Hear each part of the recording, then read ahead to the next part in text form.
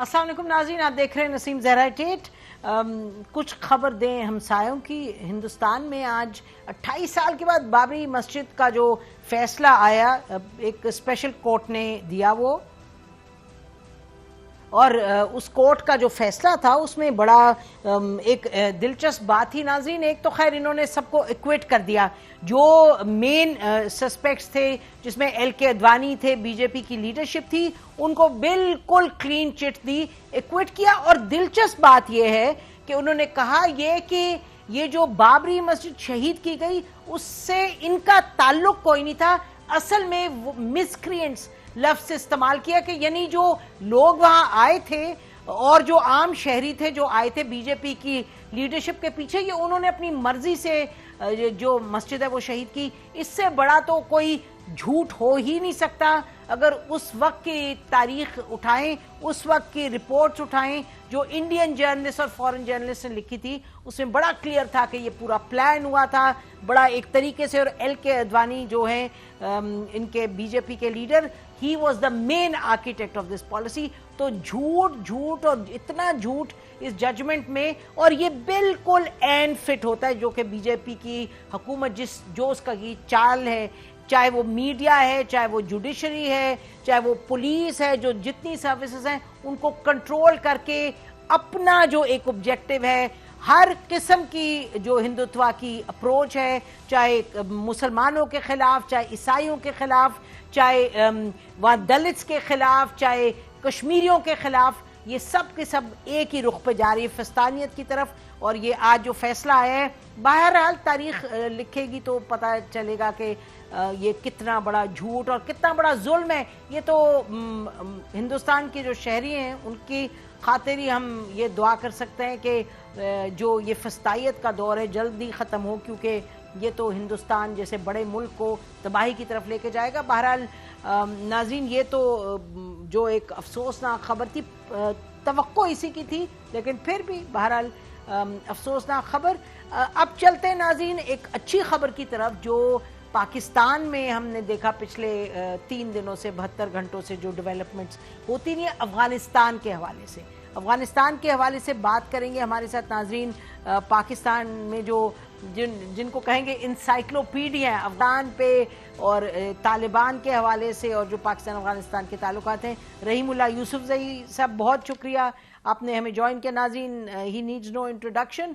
रहीमुल्लाह यूसुफजई साहब, बड़ा अहम दौरा रहा है ये जो डॉक्टर अब्दुल्ला का, ये कहा जाता है he is the second most powerful person Afghanistan में पॉलिटिकली, और ये कि जो इस वक्त दोहा में टॉक्स हो रहे हैं ये उसके इंचार्ज हाई पीस काउंसिल को हेड करते हैं। आप इस विजिट को कैसे देख रहे हैं रहीमुल्लाह साहब? देखिए, मेरे ख्याल में इसकी अहमियत तो इससे भी वाज़ेह है कि 2008 के बाद बावजूद कई बार पाकिस्तान ने दावत दी लेकिन ये नहीं आए, और ये हमेशा पाकिस्तान से नाराज रहे, काफ़ी तनकीद करते रहे। ये शुमाली इत्तेहाद का हिस्सा थे जो कि गैर पश्तूनों का एक इत्तेहाद था अफगानिस्तान में, और पाकिस्तान मुखालिफ भी था और तालिबान मुखालिफ था। लेकिन अभी वो शुमाली इत्तेहाद नहीं रहा और काफ़ी तब्दीली आ गई है अफगानिस्तान में, खत्ते में। ये जो अमेरिका और तालिबान का अमन मायदा हुआ उससे भी हालात में बेहतरी आई, और ये बैनुल-अफ़गान मुज़ाकरात की राह हमवार हुई। तो इनका पाकिस्तान इस मौके पे आना साबित करता है कि एक तो डॉक्टर अब्दुल्ला की पाकिस्तान से नाराज़गी या तो मुकम्मल ख़त्म हो गई है या कम हो गई है। दूसरी बात यह कि इनको पता है कि पाकिस्तान का बड़ा अहम किरदार है, और चूँकि ये अमन प्रोसेस की क़यादत कर रहे हैं अफगानिस्तान में, तो इनके लिए ज़रूरी था कि वो पाकिस्तान से मशवरा करें, पाकिस्तान की मज़ीद हिमायत हासिल करें। और फिर अब्दुल्ला की सियासी अहमियत तो काफ़ी है। सदारती इंतखाबात तो 3 बार ये हार चुके हैं, 1 बार हामिद करज़ई से, 2 बार अशरफ गनी से, लेकिन इनको वोट काफ़ी पड़ते हैं, और ख़ास तौर पे जो गैर पश्तून हैं, ताजिक वगैरह, हज़ारा, वो इनको वोट देते हैं। तो इनको पाकिस्तान नज़रअंदाज नहीं कर सकता। और पाकिस्तान ने एक बड़ी कोशिश की है पिछले चंद सालों में कि वो ये तासुर दूर करे कि उसके रास्ते या ताल्लुकात सिर्फ अफगानिस्तान के पश्तूनों से हैं या तालिबान के साथ हैं। पाकिस्तान में गैर पश्तून जो क़यादत है और सियासी धड़े हैं उनसे भी ताल्लुकात बनाए हैं और अब्दुल्ला का आना इस बात का सबूत है। अच्छा, ये बताइए रहीमुल्लाह साहब कि इनके आने से पहले पाकिस्तान की अमरीकनों से जो कि जाहिर है जो नेगोशिएशन हो रही है उसमें उनका एक बड़ा रोल रहा है, और तालिबान से वो तो गोज विदाउट सेइंग। तो ये जो दो पार्टीज थी नेगोशिएशन में, यानी कि शुरू में तो अमरीकन काफी इन्वॉल्व थे, अब तो ये इंटर अफगान डायलॉग है, तो इन दो पार्टीज के साथ पाकिस्तान का अपना बड़ा अच्छा डायलॉग था। इनके आने के बाद हम ये कह सकते हैं कि अब जो तीनों पार्टीज रही इन्वॉल्व डायलॉग में, पाकिस्तान का तीनों से एक अच्छा ताल्लुक रहा है। जैसे आपने फरमाया, कल हम वहां मौजूद भी थे इंस्टीट्यूट में, तो उन्होंने कहा बड़ी क्लियरली, इन्होंने डॉक्टर अब्दुल्ला ने कि the ice has melted between Pakistan and Afghanistan, और बड़ी खुल के उन्होंने बायलैटरल पे भी बात की कि हम हमारे ताल्लुकात बेहतरी की तरफ जाएंगे, अब हम बड़ी खुल के बातचीत करें। इससे पहले कि हम बायलैटरल पे जाएं, ये बताइएगा कि एक तरफ हमें ये सुनने में मिला कि जी अच्छी हो रही है प्रोग्रेस, हालांकि डॉक्टर अब्दुल्ला ने कल कहा, अपने जब बातचीत हो रही थी प्रोग्राम के बाद, तो उन्होंने कहा कि जी हम चाहते थे कि स्पीड ज़्यादा हो, लेकिन फिर हमने ये भी सुना, कुछ इनके साथ लोग आए हुए थे, उन्होंने कहा हमें अलग से अफगान कि जी शायद दोहा में रुक जाए बातचीत, कुछ इस वक्त अच्छी प्रोग्रेस नहीं हो रही। और फिर जो प्रेसिडेंट गनी है उनका आपने देखा, उन्होंने फरमाया ये कि मेरी तो लाश ही निकलेगी पैलेस से, ये उन्होंने पिछले 24 घंटे में कहा है। तो जरा दोहा की तरफ अगर बढ़ें तो बताएं कि वहां आपको क्या लग रहा है कि क्या थोड़ा सा मसला पेश आएगा या क्या होगा? देखिए, पहली बात जो आपने शुरू में की थी कि ये पाकिस्तान की एक बड़ी कामयाबी है कि जो अहम फरीक हैं, स्टेक होल्डर्स हैं, वो सारे पाकिस्तान को मस्बत तरीके से देखते हैं। उसका रोल जो पहले उनके ख्याल में मनफी था, अभी वो समझते हैं कि ये काफी पॉजिटिव है, ये मस्बत है। तो ये एक बड़ी अच्छी बात है कि आपस में उनकी मुखालफत है तालिबान की और अफगान हुकूमत की, लेकिन पाकिस्तान के हवाले से उनका रवैया जो है, उनका जो उनकी सोच है, तो वो काफी बेहतर हुई है।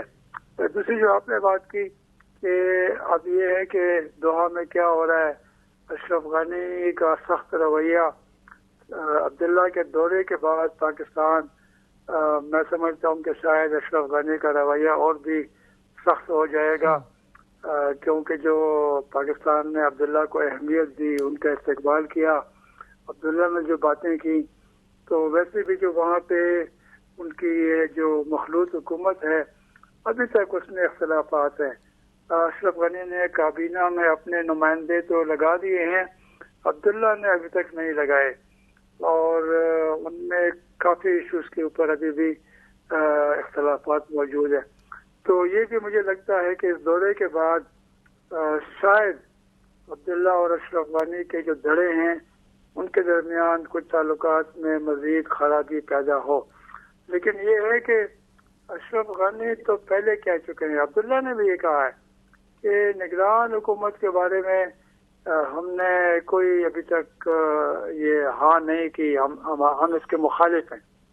और अशरफ गनी तो ख़ास तौर पर मुखालफत करेंगे, क्योंकि वो तो आईनी सदर हैं। वो कहते हैं मैं 5 साल के लिए मुंतखब हुआ हूँ, मुझसे मामला तय करें, अगर कोई हुकूमत बननी भी है तो वो मेरी निगरानी में बनेगी। तालिबान उसकी हैसियत को नहीं मानते। अब्दुल्ला में आजकल ज़्यादा हमने देखा है कि उसके रवैये में लचक है, अशरफ गनी के रवैये में बिल्कुल लचक नहीं है। पाकिस्तान के हवाले से उनकी सोच, उनके जो 2 नायब सदर हैं, ख़ास तौर पे अमरुल्लाह सालेह और फिर सरवर दानिश, वो बड़े पाकिस्तान मुखालिफ हैं, तालिबान मुखालिफ हैं। जो उनके वज़रा हैं वो सारे तालिबान के खिलाफ बहुत सख्त अल्फाज इस्तेमाल कर रहे हैं, हालांकि उनसे बातचीत भी हो रही है। तो मेरे ख्याल में इन चीज़ों को देखते हुए इसका भी असर जाहिर है दोहा के मुज़ाकरात के ऊपर पड़ेगा।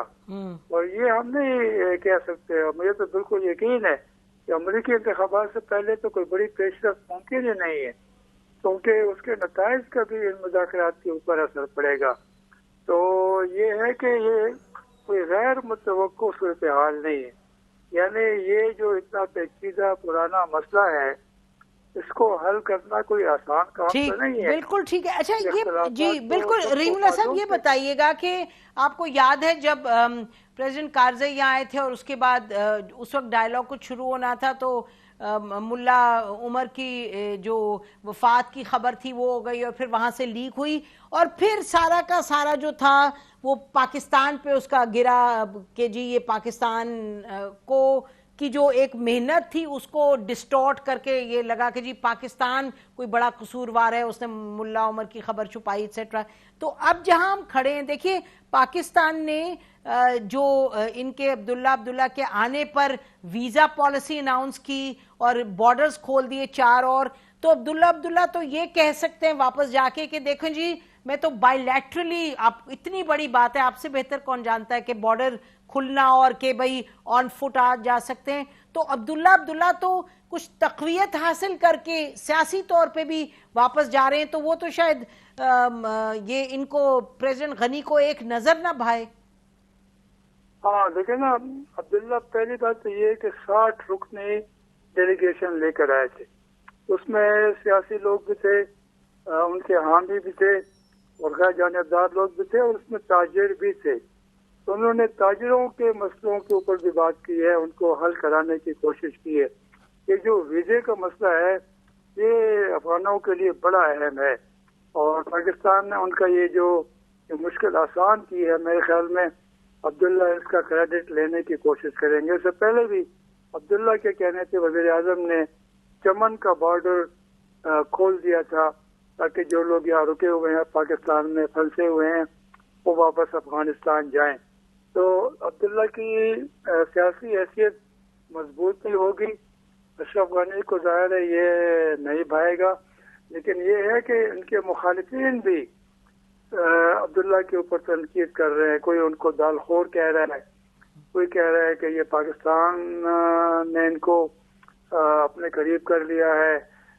यानी ये ऐसा नहीं है, अफगानिस्तान में काफी मुख्तलिफ आरा के लोग हैं, लेकिन मेरे ख्याल में अगर अफगानों की मुश्किलात कम होंगी, तिजारत में इजाफा होगा, ताजिरों के मसाइल हल होंगे, Afghan transit trade, bilateral trade, इसका फायदा अफगानिस्तान के अवाम को भी होगा और जाहिर है फिर वो कहेंगे कि ये अब्दुल्ला ने अच्छा किया, बिल्कुल वो अपनी नाराजगी दूर करके पाकिस्तान का दौरा किया। बिल्कुल बेशक, और वो बेहतरी की तरफ ही बात जाएगी इंशाल्लाह। बहुत शुक्रिया रहीमुल्लाह यूसुफजई साहब, आपने हमसे बात बड़े अहम मसले पे। और नाज़रीन, ये एक बहुत अच्छी और बड़ी मुस्बत डेवलपमेंट है जिस पे साल से काम हो रहा था और ये पिछले 1-2 साल में तो बड़ी मेहनत की है और बहुत एक तनदही के साथ काम किया है पाकिस्तान हुकूमत ने इस पे, और तमाम नेशनल सिक्योरिटी के जो हैं इसमें स्टेक होल्डर सब ने मिल के इस पर काम किए, बात को आगे बढ़ाया है, प्राइम मिनिस्टर समेत, आर्मी चीफ, और इससे पहली हुकूमतें भी करती थी। तो ये this is something we can B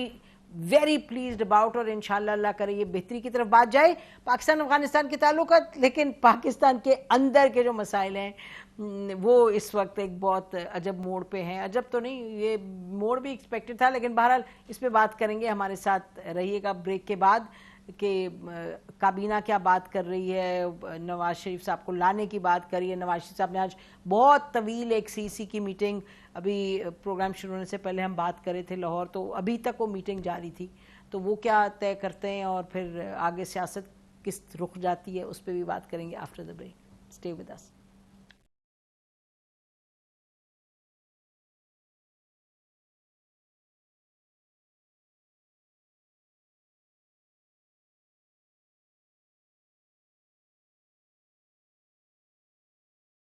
welcome back नाज़रीन। हमारे साथ इस वक्त मौजूद हैं डॉक्टर फ़ारूक सलीम साहब, मोहम्मद मालिक साहब, अपना प्रोग्राम करते हैं नीड्स नो इंट्रोडक्शन। बहुत शुक्रिया आप दोनों का, आपने हमें ज्वाइन किया।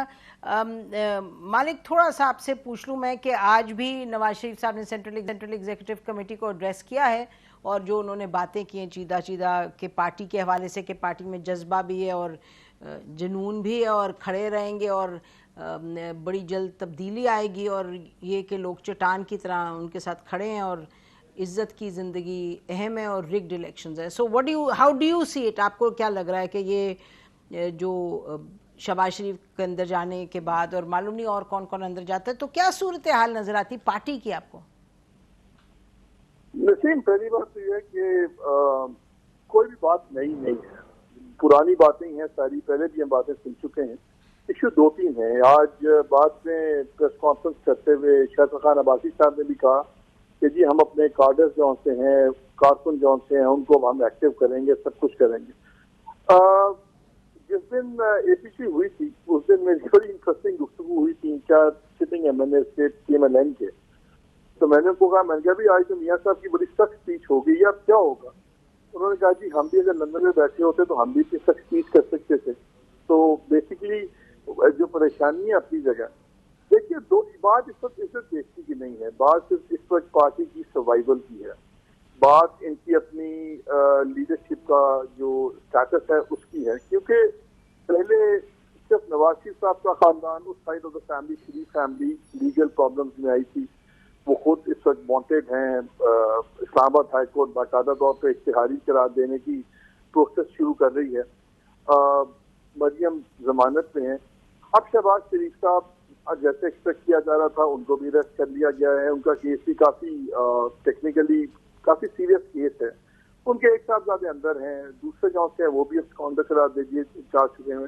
तो इस वक्त तो शरीफ फैमिली जिसको कहते हैं ना, बैटल फॉर सर्वाइवल है उनकी। लेकिन असल चीज दो है। उन्होंने एक बात की कि इज्जत से और सब कुछ, एसेंस क्या है? एसेंस है एवन फील्ड डिपार्टमेंट सारे, उसको कभी सही जवाब नहीं आया। अब मियाँ साहब खुद बाहर हैं। इस असेंबली पे आपको याद है जब इमरान खान और उनके लोगों ने असेंबली को बहुत गालियां वालियां दी, तो एक डिमांड आती थी कॉन्स्टेंटली तमाम लीडरशिप से PMLN की कि देखिए अगर ये असेंबलियां जाली हैं, अगर ये सब कुछ गलत है तो आप अंदर क्यों बैठे हुए? आई थिंक ये आप फैसला करना पड़ेगा नवाज शरीफ साहब को कि लोगों से तो सब कुछ मांग रहे हैं। वो चाह रहे हैं कि लोग सड़कों पे भी आए, वो चाह रहे हैं लोग अपना रोजगार भी खतरे में डालें जो थोड़ा बहुत बचा है लोगों का, वो चाह रहे हैं कि लोग अपनी फिजिकल जिसको आज़ादी है उसको भी खतरे में डालें। ज़ाहिर आएगी, रियासत आगे से स्ट्राइक बैक करेगी, अंदर होंगे, केस चलेंगे, गिरफ्तारियां होंगी। क्रेडिबिलिटी मेरे नजदीक तभी बनती है कि कम अज कम ये जो पार्टीज हैं जो पार्लियामान में बैठी हैं, जिस पार्लियामान को नहीं मानती, पहले खुद तो छोड़ें। अपना स्टेक कोई नहीं छोड़ रहा, MNA रिजाइन नहीं कर रहे, सेनेटर्स अपनी जगह बैठे हुए, प्रोविंशियल गवर्नमेंट और खासतौर पर पीपल्स पार्टी किसी कीमत पर नहीं छोड़ेगी। सीरियसनेस कहाँ से आएगी? मुझे नहीं समझ आ रही कि जब आप लोगों से एक्सपेक्ट करते हैं कि वो सब कुछ दें तहरीक को, तो जो मिनिमम ऑपोजिशन दे सकती है वो इस्तीफे हैं, ताकि लोगों को ये तो लगे कि पॉइंट ऑफ नो रिटर्न आया है। अभी हम सुन रहे हैं पहला जलसा कोयटा में होगा, बलोचिस्तान में। बलोचिस्तान में वैसे लीडरशिप का बंदा जाता कोई नहीं है, जलसा वहां से शुरू कर रहे हैं। अक्टूबर नवंबर की बातें हो रही हैं, फिर ये इस्तीफे होंगे जनवरी के अंदर। तो ये अभी ड्रॉन आउट प्रोसेस है। तस्वीरों में तेजी बहुत है, लेकिन फ्रैंकली अब देखना ये है ऑन ग्राउंड प्रैक्टिकली क्या होता है। एक बहुत बड़ा चेंज आ गया, जस्ट गिव मी 10 सेकेंड। एक चेंज बहुत आ गया जब लास्ट एपीसी हुई थी, आपको याद है नवंबर वाली, तो उसमें फजलुर रहमान अकेले खड़े हुए थे। जब उन्होंने रेजिग्नेशन मानी तो सबने कहा जी वो तो कहेंगे, उनका तो कोई पार्लियामान में रिप्रेजेंटेशन है ही नहीं। उस वक्त PMLN में भी इनके साथ नहीं चले। अब फर्क ये पड़ा है कि PMLN का बयानिया फजलुर रहमान साहब के बयानी के बहुत करीब आ गया। अब Peoples Party standing on the sideline. तो भले आप जितनी मर्जी सख्त तकरीरें करें, रियलिटी एक है कि क्या जो मेजर है जो एक्चुअली गवर्नमेंट को मसला डाल सकता है वो है रेजिग्नेशन। प्राइम मिनिस्टर ने कहा कि रेजिग्नेशन करेंगे, मैं बाई इलेक्शन करा दूंगा। वो इतनी आसान चीज नहीं है। 150+ बंदा के रिजाइन कर देता है, और अगर आप इलेक्शन भी करवाते हैं तो मुल्क में एक माहौल बन जाता है। और वहाँ आपको पता है वहाँ लोग सड़कों पे भी आते हैं, जब से जुलूसियाँ भी होती हैं, सब कुछ होता है। वो अपोजिशन को भी फायदा है उसमें।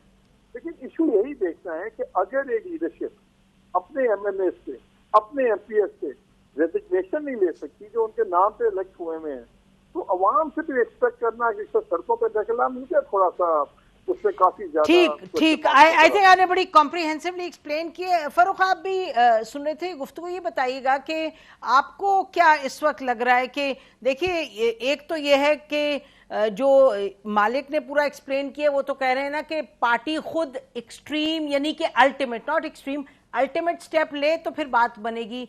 आपका क्या ख्याल है कि किस चीज़ पर बैंक कर रहे हैं नवाज शरीफ साहब और ये पूरी की पूरी जो पाकिस्तान डेमोक्रेटिक मूवमेंट बनी है, what are they banking on?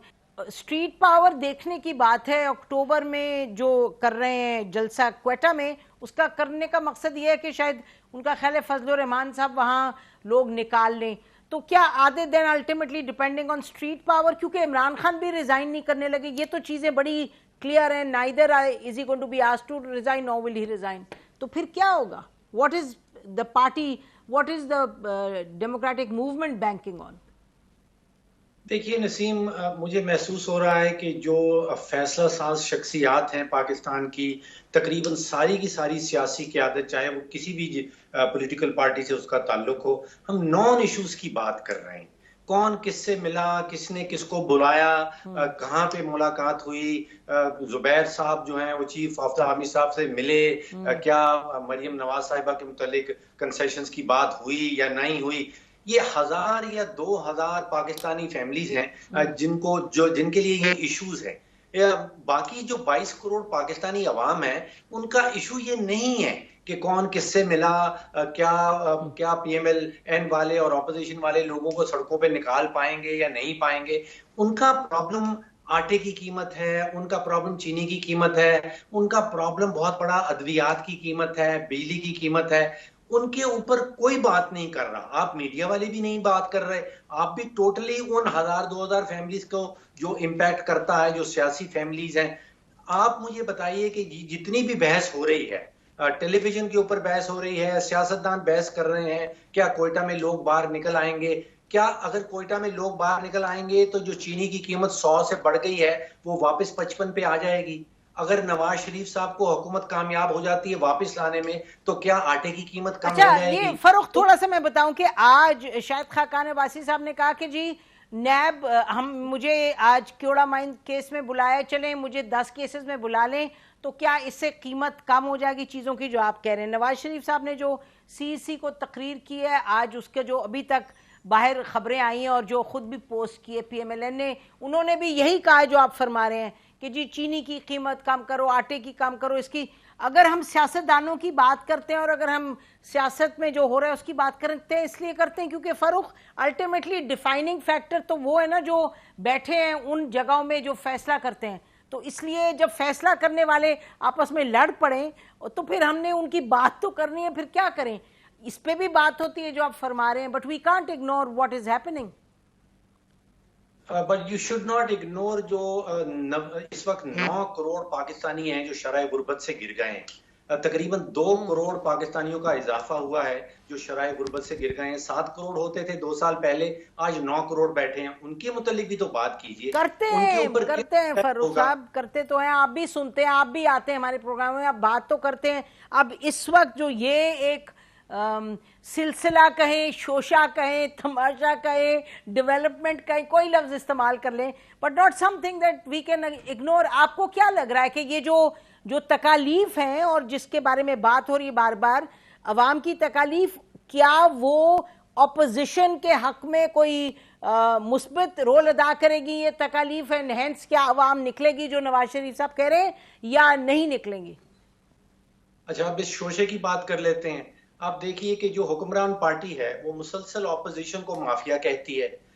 जो ऑपोजिशन वाले हैं वो मुसलसल जो पार्टी इन पावर है उसको कहते हैं कि वो सिलेक्टेड हैं। मतलब इसका जीरो सम गेम है, इसका नतीजा अवाम के लिए जीरो निकल रहा है। नवाज शरीफ साहब और बाकी ऑपोजिशन पार्टीज के पास कोई खास माशी बयानियां है नहीं। वो हमें कोई ऑल्टरनेटिव प्लान नहीं बता सकते कि ये हुकूमत ने माशी तौर पे ये बोझ बढ़ाए, उनको वो कैसे कम कर लेंगे। और ये हुकूमत जो है, जो पावर में पार्टी है, वो मुसलसल जिसको स्केप वोटिंग कहते हैं, यानी कि कुर्बानी का बकरा ढूंढती रहती है। आज हमें पता चला कि कर्जाजात जो हैं वो तकरीबन 15,000 अरब के बढ़ गए हैं पिछले 2 सालों में। हुकूमत ये कहती है जी कि ये तो करप्ट लोगों की वजह से है। अब वो करप्शन वाला मामला तो कुर्बानी का बकरा है ना, स्केप गोट है। असल में तो इस हुकूमत की माशी पॉलिसी फेल हो रही है। फिर कहते हैं जी कि माफिया जो है वो चीनी की कीमत बढ़ा देता है। माफिया तो रियली एक स्केप गोट है। हुकूमत ने कुर्बानी का बकरा पकड़ लिया कि भाई ये कुर्बानी के बकरे की वजह से चीनी की कीमत बढ़ गई है। असल वजह तो ये है कि हुकूमत की पॉलिसीज फेल हो रही हैं। अच्छा, अब आप अंदाजा कीजिए कि अगर हमने एफएटीएफ के ऊपर लेजिस्लेशन करनी है तो हमें एस्टेब्लिशमेंट के बगैर वो नहीं हो पाती। ठीक बात है। अगर गिलगित बल्तिस्तान के ऊपर कुछ करना है तो वो ऑपोजिशन जो भी प्राइम एस्टेब्लिशमेंट के मिनिस्टर बगैर ने नहीं हो कुट्टी पाती। की हुई है, वो बैठते नहीं ऑपोजिशन के साथ। जरा पूछते हैं मालिक से, मालिक आपके क्या इस पे टेक है? एक तो फारूक ने कहा, जो सब कहते हैं मैं कि जी आप लोग इन चीजों में पड़ जाते हैं, असल तो अवाम के मसाइल हैं। What's your take on how this is developing, और अवाम के मसाइल का क्या इम्पैक्ट होगा? मतलब अवाम इस पे क्या नवाज शरीफ साहब को लबैक तो नहीं कहेगी? नवाज शरीफ साहब तो लंदन में बैठे हैं, वो तो आ भी नहीं रहे वापस। ये नहीं आ रहा। अवाम की आज की जब बात थी तो जमीनी तौर पे होती है, पहले पूरी बात होती है नैब ने क्या कर दिया। आम आदमी का मसला नैब नहीं है, वो मसला इलेक्टेड रूलिंग पार्टी के लीडरान का है, जो वजीर रहे हैं, वज़ीर आज़म रहे हैं। आम आदमी को नायब ना कुछ कह रही है ना नैब की उनकी परवाह है। लेकिन आप इनकी प्रेस कॉन्फ्रेंसेस देख लें, तकरीरें सुन लें, सारी नैब के ऊपर है। आम आदमी का ये मसला नहीं है कि शहबाज शरीफ साहब अंदर हो गए या बाहर हो गए, या उनको उनकी लॉयल्टी की सजा मिल रही है, या उनके अपने केसेस की वजह से वो अंदर हुए हैं। आज फॉर एग्जाम्पल, आज की एग्जाम्पल ले लेते हैं। आज एलपीजी की कीमत बढ़ी है, डोमेस्टिक जो होता है सिलेंडर वो भी महंगा हो गया, बिलिंग बिल जो होते हैं बढ़ रहे हैं। आप चाहते ही, ऑपोजिशन चाहती है कि अवाम सड़कों पे आए, लेकिन जब अवाम की बात होती है तो ज़िमनी तौर पे या सवाल जवाब में बात हो जाएगी, या अगर आप तस्वीर नवाज शरीफ साहब की भी देख लें या हुसैन की भी देखें तो 85% to 90% वक्त जो होता है वो पावर इश्यूज का वक्त है कि कौन आदमी किसको मिला, कौन नहीं मिला, कौन बिहाइंड द सीन किसने का रिजाइन कर दो, यही जो फर्क रिजाइन कह रहे ना हैं। कर बिल्कुल दो। बिल्कुल। इशू जो अवाम के हैं वो अभी तक टॉप पे नहीं रखे गए, और अगर आप चाहते हैं कि अवाम सड़कों पे निकलें तो फिर अवाम को ज्यादा इंपॉर्टेंट बनाएं। अवाम के लिए इशू उनके घर के बिल देना और उनके अपने रोजगार और ये मसला है, उनका ये मसला नहीं है। जिस तरह मेरा ख्याल है गवर्नमेंट भी ये मिस्टेक कर रही है। इमरान खान साहब कहते हैं मेरा बयानिया करप्शन का है, मैं करप्शन के उसके ऊपर इलेक्ट हुआ हूं। नहीं, आप इलेक्ट हुए हैं क्योंकि आप कहते थे कि इस करप्शन की वजह से लोगों की जिंदगी तबाह हो गई है और बिजनेस तबाह हो गया, मुल्क तरक्की नहीं कर पा रहा। आपने करप्शन को वजह बताई थी। अवाम को इसमें कोई खुशी होती है कि क्या बंदा अंदर हो जाए, लेकिन अगर आप नवाज शरीफ भी अंदर हो जाएं, सारे अंदर हो जाएं और आम लोगों के हालात ना बदलें, तो वो उस बात पे इस गवर्नमेंट को आइंदा जज करेंगे कि मेरी जिंदगी में क्या फर्क पड़ा है। अवाम की सारी बात करें, लेकिन प्रायोरिटी नहीं है, तरजीहात में अवाम पीछे हैं। अभी भी जो पॉलिटिक्स है रेजिस्टेंस की, वो भी उनका आप एतराज देख लें मौलाना फजल रहमान का, उनका एतराज ये है कि मुझे हराया गया। उनका भी पावर गेम इशू है। वो पावर की जो बात करते हैं कि जी अवाम की बात नहीं करते कि जी अवाम का ये हो गया, फलान हो गया। लेकिन मालिक, इजंट इट ट्रू के तमाम ऑपोजिशन वाले, बहरहाल जो हम सुनते हैं, हमारे तो स्क्रीन पे ऑपोजिशन वाले ये हर दफा जब बात करते हैं अपनी जाति के, अपने साथ जाति की, तो अवाम की भी बात करते हैं। और प्राइम मिनिस्टर तो पिछले मुझे लगता है कुछ हफ्तों से बड़ी क्लियरली अब उन्होंने कहना शुरू किया है कि मेरा विजन है कि कमजोर तबके को ऊपर उठाऊं। तो लगता है कि वो, और somewhere it does strike a cord, यानी कि जो इन्होंने प्रोग्राम एहसास का प्रोग्राम किया था, आपने देखा क्रॉस द बोर्ड, उसकी तारीफ तो ही कि ही मीन्स वेल आम लोगों के लिए और जो कि कमजोर तबका है। लेकिन वो वेल को किस तरह से आप ट्रांसलेट करें टू पॉलिसी, इस पे आते हैं, ब्रेक लेते हैं। ब्रेक के बाद अपने पैनलिस्ट से पूछेंगे कि अब हुकूमत ने एक ये प्रायोरिटी बना ली है कि नवाज शरीफ साहब को वापस लेके आना है, तो क्या मतलब एक कितनी वो अहम प्रायोरिटी है और क्या कर पाएंगे, और क्या हुकूमत को जेब देता है कि उस पर इतना फोकस करें, यानी कि सब मिनिस्टर्स उस पर बात करें, या फिर हम सुन ये रहे हैं लेकिन जो कमेटी बनी है एक जो जिसमें फवाद चौधरी साहब भी हैं, असद उमर भी हैं और ये सब लोग हैं, तो सुनने में यह आया कि वो सियासी कमेटी बनी है। तो क्या नवाज शरीफ साहब को वापस लाना प्रायोरिटी है या तोड़ फोड़ पार्टी के अंदर PMLN वो ज्यादा प्रायोरिटी? पूछते हैं आफ्टर द ब्रेक अपने पैनल से। Stay with us.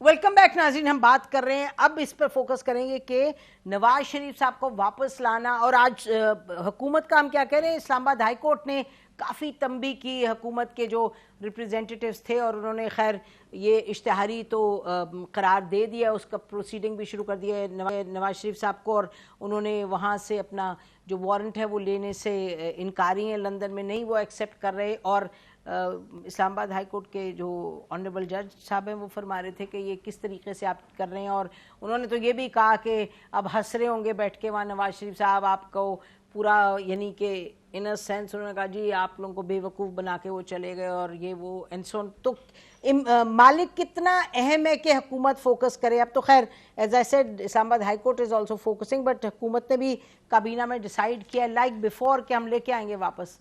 Will they manage? देखिए, एक बड़ी क्विकली ब्रेक से पहले आप एक बात कर रही थी कि इमरान खान बात कर रहे हैं अवाम की। गवर्नमेंट का तो बयानिया ठीक है, वो तो अवाम ही की बात करेंगे, लेकिन आई बी वेरी केयरफुल जो मैं नेक्स्ट बात करने लगा हूँ, कंटेम्प्ट ना लग जाए। कोर्ट्स की बिल्कुल बड़ी जिम्मेदारी होती है। सिर्फ आपको याद है जब ये नवाज शरीफ साहब के बाहर जाने की बात हो रही थी, तो यहीं पे हाई कोर्ट ने गवर्नमेंट को कहा था गारंटी देंगे अगले 4 दिन में नवाज शरीफ को कुछ नहीं होगा, और उससे गवर्नमेंट ने कहा था कि जी हम गारंटी कैसे दें, कौन दे सकता है? बेशक। तो उस वक्त तो कोर्ट ने भी प्रेशर डाला पूरा गवर्नमेंट को। जब आप गवर्नमेंट से ऑफिशियली हाई कोर्ट पूछेगी आप गारंटी दें वरना बंदे को जाने दें, एम्प्लॉय ये करें। आज कोर्ट उसके कहते हैं कि आपने जाने कैसे दिया, तो मकसद बन गया। तो this is not fair, this is not fair against the government. हाँ बिल्कुल ठीक, ये नहीं हो सकता, ठीक है ना। तो इसलिए कोर्ट को भी जरा अपने जज्बात ध्यान से कमेंट्स देने चाहिए। इस किस्म के कमेंट्स आर नॉट डिजायरेबल कि आप इस तरह आप एक टार कर दें, कभी ऐसे शूटिंग स्टेटमेंट दें। तो कोर्ट को अपना भी पास का कॉन्डक्ट बिल्कुल देखना होगा। बिल्कुल ठीक, बिल्कुल फेयर देखना होगा, इतना सिंपल नहीं है। देखिए, मैं वही बात बार बार कहूंगा, मेरे तो ख्याल में कि नवाज शरीफ वापस आते हैं, ठीक है, 2 दिन बड़ी जबरदस्त गवर्नमेंट को हाइक मिलेगी, हम ले आए। इशू यह है, मेरा ख्याल है इनकी मुश्किलात में इजाफा होगा। अभी इनको जिसको कहते हैं ना, they got to stick to beat Nawaz Sharif with. अब ये रोज कहते हैं जी आए नवाज शरीफ, आए आगे बात करें, सामने क्यों नहीं आते, छोटे हैं, भाग गए हैं। नवाज शरीफ आ जाते हैं, चले आ जाते हैं, आप अंदर भी आएंगे तो अंदर होंगे भाई। उसके बाद पेशियां भी होंगी, पेशियों के बाद वहां भी स्पीचेज होंगी, वो भी लाइव चलेगी। और फिर ये एक बहुत बड़ी बात जिसका तमस्खुर उड़ाते हैं, लोगों को कहते हैं कि जी आप लोग यहाँ, आपको नवाज शरीफ छोड़ गया, आप रगड़ा खाएं, और वो आराम से एवन फील्ड में बैठे हुए।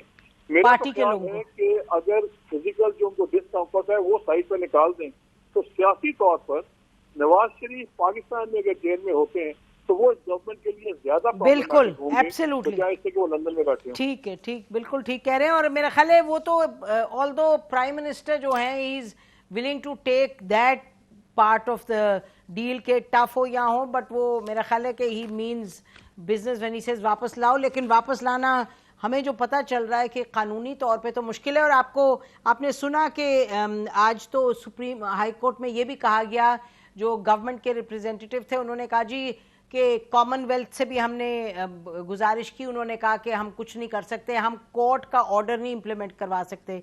तो अब क्या यूके की गवर्नमेंट इंटरवीन करेगी? Seems unlikely. लेकिन बहरहाल फरूख ये बताएं कि इस वक्त जो हुकूमत ने एक पोजीशन ली है कि नवाज शरीफ को वापस लाएं, लेकिन दूसरी तरफ जो कमेटी बनी है पॉलिटिकल कमेटी कल, और सुना है कि वो कमेटी का it will do what all political parties do के तोड़ फोड़ कुछ करवाएं पीएमएलएन में।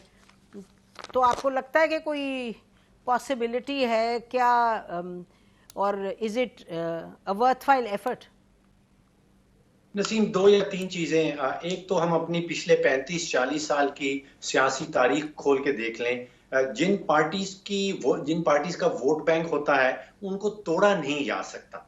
बहुत दफा कोशिश की गई, बहुत दफा डिफरेंट पार्टीज को तोड़ने की कोशिश की गई, लेकिन वो मामला सक्सेसफुल नहीं हो पाता। तो कुछ तो हम अपनी तारीख से सीख लें। पीएमएलएन तो हुई है ना 2018 में, वो तो सब मानते हैं। देखिए, पीएमएलएन का वोट बैंक है, इसको तोड़ फोड़ कर देना, ख्वाब तो जरूर देखे जा सकते हैं लेकिन हो नहीं पाएगा।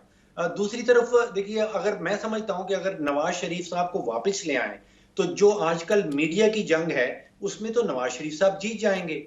आप सोचिए कि 20 तारीख को उन्होंने जो तकरीर की थी, पिछले 10 दिन से मुसलसल नवाज शरीफ साहब हैं हर जगह पे एक तकरीर के नतीजे के अंदर। अब आप उनको अगर पाकिस्तान ले आएंगे तो सारा फोकस जो है आपकी मीडिया की जंग का वो तो नवाज शरीफ साहब घेर लेंगे। तो मैं नहीं समझता हूं कि पीटीआई की हुकूमत के एक्चुअली मफाद में है कि नवाज शरीफ साहब को वापस लाया जाए। ठीक है, आप दोनों अग्री करें, लेकिन लगता है जाहिर है कि ये तो तय है, कोशिश तो करते रहेंगे। मालिक, लास्ट कमेंट ऑन कि ये जो कमेटी बनी है जिसमें कल फवाद चौधरी कह रहे थे एक प्रोग्राम में कि जी हमारा तो काम है to do political work in this scenario, तो यही होगा ना कि कोई फॉरवर्ड ब्लॉक वगैरह बने, तो आपको होता हुआ नजर आ रहा है कुछ ऐसे? नहीं, मेरा ख्याल है कि वो फॉरवर्ड ब्लॉक बनने का वक्त था वो गुजर गया। देखिए 2 साल प्लस हो गए हैं, अब लोगों को पता है कि ये अब साल जो है यही है, इसके बाद नेक्स्ट ईयर से तो इलेक्शन और सारी बातें शुरू हो जाएंगी, सब काम शुरू हो जाएगा।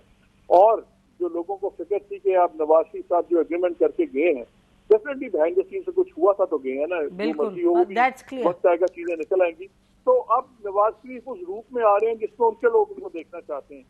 अब मेरा ख्याल है कि इट्स टू लेट, अब इनसे लोग गुस्सा नहीं टूटेंगे। और जो पंजाब में भी बार बार कहते हैं जी मिले हैं, लगता है वो तो 1 साल से 4 या 6 का ग्रुप है जो मिलता रहता है, वहां भी कुछ नहीं बढ़े। बहरहाल आप दोनों का बहुत शुक्रिया प्रोग्राम में आने का। नाज़रीन, इसका प्रोग्राम खत्म करते हैं। खुदा हाफिज। पाकिस्तान जिंदाबाद।